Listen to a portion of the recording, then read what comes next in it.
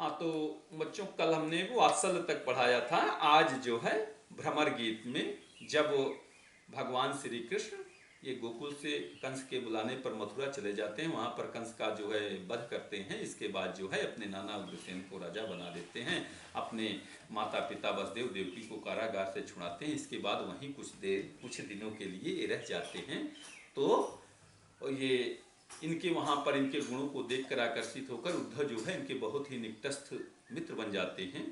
तो दोनों एक दिन बैठे हुए हैं। इसके बाद जो है भगवान श्री कृष्ण अपने मित्र उद्धव से कह रहे हैं कि उद्धव मोहि ब्रज बिसरत नाही। हे उद्धव, मुझे ब्रज भुलाए नहीं भूल रहा है। और क्या क्या नहीं भूल रहा है? कह रहे कि हंस सुता की सुंदर कगरी और कुंजन की छाई।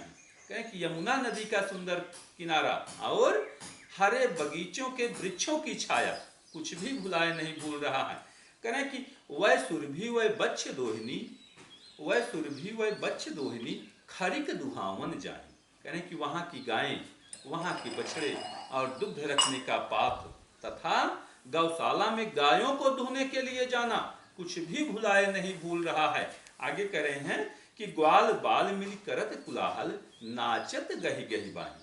आगे सूरदास जी कहते हैं कि भगवान श्री कृष्ण अपने मित्र उद्धव से कह रहे हैं कि हे उद्धव, हम सभी ग्वाल बाल आपस में मिलकर एक दूसरे का हाथ पकड़कर नाचते थे और खूब शोर मचाते थे। कह रहे हैं कि यह मथुरा कंचन की नगरी मन मुक्ता हल जाए। यद्यपि यह मथुरा स्वर्ण की नगरी है, यहाँ पर मणियों मोतियों की कोई कमी नहीं है, लेकिन जब ही सुरत यावती वा सुख की जियउम गत तन नाही। लेकिन जब भी मुझे वहाँ के सुख की याद आती है, कहाँ की?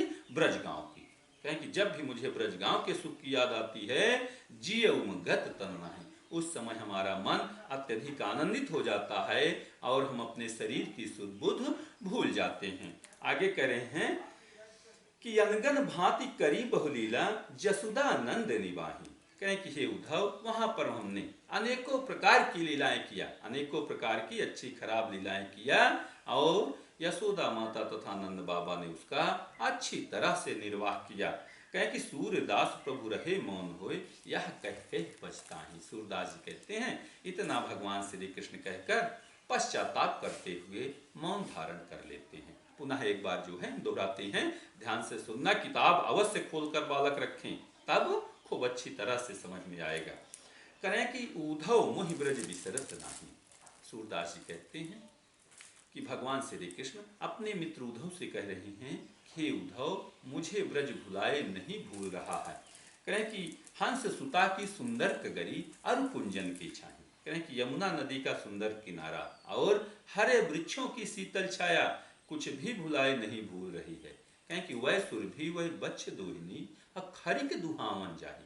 कहें कि वहाँ की गायें, वहाँ के बछड़े और दुग्ध रखने का पात्र, दोहिनी, दोहिनी माने दुग्ध रखने का पात्र, मिट्टी का पात्र होता है जिसे दोहनी कहा जाता है ग्रामीण भाषा में। तो कहें कि वहाँ की गायें, वहाँ के बछड़े, दुग्ध रखने का पात्र और खरिक दुहावन जाए। खरिक माने गौशाला, और गौशाला में गायों को दुहने के लिए जाना कुछ भी नहीं भुलाए भूल रहा है। कहें कि ग्वाल बाल मिल करत कुलाहल नाचत गही गही बाही।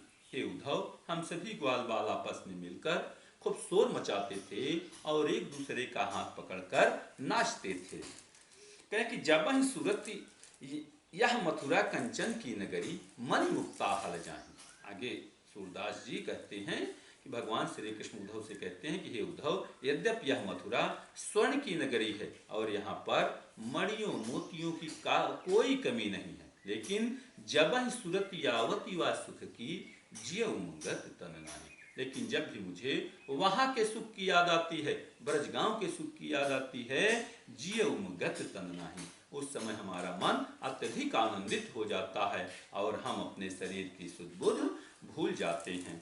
इसके बाद कह रहे हैं कि अनगन भांति करी बहुलीला जसुदा नंद निवाही। हे उद्धव, हमने वहां पर अनेकों प्रकार की अच्छी खराब लीलाएं किया, लेकिन यशोदा माता और नंद बाबा ने उसका बहुत ही अच्छी तरह से निर्वाह किया। करें कि सूरदास प्रभु रहे मौन होए, यह कह कह पछताहि।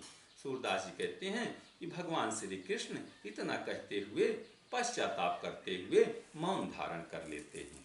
ठीक, ये तो भगवान श्री कृष्ण की मथुरा में दशा थी। ठीक, अब गोकुल गांव में गोपियों और ग्वाल बालों की क्या दशा हो रही है उसका वर्णन सूरदास जी इस काव्य में कह रहे हैं कि बिन गोपाल बैरिन भय कुंज। सूरदास जी कहते हैं कि भगवान श्री कृष्ण के बिना ये बगीचे शत्रु की तरह प्रतीत हो रहे हैं, शत्रुवत व्यवहार कर रहे हैं, शत्रु की तरह लग रहे हैं। कहे कि तब वह लता लगति तन शीतल, अब भय विषम ज्वाल की कुंज। कहें कि पहले जो लताएं हमारे शरीर को शीतलता देती थी, अब वही लताएं हमारे शरीर को भयंकर अग्नि के लपटों के समूह की तरह जला रही हैं। कहें कि वृथा बहत जमुना खग बोलत, वृथा कमल फूलन अलिकुंज। और ऐसा लग रहा है कि वृथा बहत जमुना खग बोलत, अब तो ऐसा लग रहा है कि व्यर्थ में यमुना बहती हैं, व्यर्थ में पक्षी बोलते हैं, वृथा बहत यमुना खग बोलत। करें और करें कि वृथा कमल फूलन अलिकुंज। और अब तो ऐसा लगता है कि व्यर्थ में कमल के पुष्प खिलते हैं और व्यर्थ में उनके ऊपर भ्रमर गुंजार करते हैं। कहें कि पवन पान घन सार सजीवन, दधिसुत किरण भानु भय भुंज। कहें कि पवन वायु पान जल, पवन पान घन सार कपूर, सजीवन बादल और दधिसुत चंद्रमा की किरणें। कहें कि वायु जल कपूर बादल और चंद्रमा की किरणें ये पहले हमको शीतलता प्रदान करती थी और अब ये सूर्य की किरणों की तरह हमें जलाती हैं। और आगे बता रहे हैं कि यह उद्धव कहियो माधव सो, मदन मार की ही हम लूंजे। और गोपियां आगे कहती हैं कि हे उद्धव तुम भगवान श्री कृष्ण से कह देना कि कामदेव ने हम लोगों को परेशान करके शक्तिहीन बना दिया है, लुंज पुंज अर्थात शक्तिहीन बना दिया है। आगे करें सूरदास प्रभु तुम्हारे दरस को, मग जोवत अखिया भय छुंजय। आगे सूरदास जी कहते हैं, गोपियां उद्धव से कहती हैं कि उद्धव भगवान श्री कृष्ण से कहना कि उनका रास्ता देखते देखते हम लोगों की आंखें क्षीण हो गई हैं, कमजोर हो गई हैं। ठीक, पुनः एक बार हम बताते हैं कि बिन गोपाल बैरिन भय कुंज। जब वो श्री कृष्ण के कहने पर उद्धव मथुरा से गोकुल आते हैं, इसके बाद जब वह गोपियों की दशा देखते हैं तो गोपियां उनसे कहती हैं कि बिन गोपाल बैरिन भय कुंज। सूरदास जी कहते हैं कि गोपियां उद्धव से कहती हैं कि हे उद्धव भगवान श्री कृष्ण के बिना ये लताएं शत्रु की तरह प्रतीत हो रही हैं।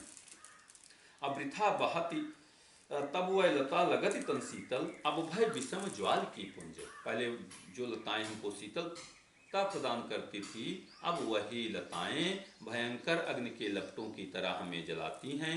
वृथा बहत जमुना खग बोलत, वृथा कमल फूलन अलिकुंज। करें कि अब तो ऐसा लगता है कि व्यर्थ में यमुना नदी बहती हैं, व्यर्थ में पक्षी चहचहाते हैं और व्यर्थ में कमल खिलते हैं तथा उनके ऊपर भ्रमर भी व्यर्थ में गुंजार करते हैं। कहें कि पवन पान घन सार सजीवन, दधिसुत किरण भानु भुंज। कहें कि ये उद्धव अब तो वायु जल कपूर बादल और चंद्रमा की किरणें ये पहले हमको शीतलता देती थी, लेकिन अब ये सूर्य की किरणों की तरह हमें जलाती हैं।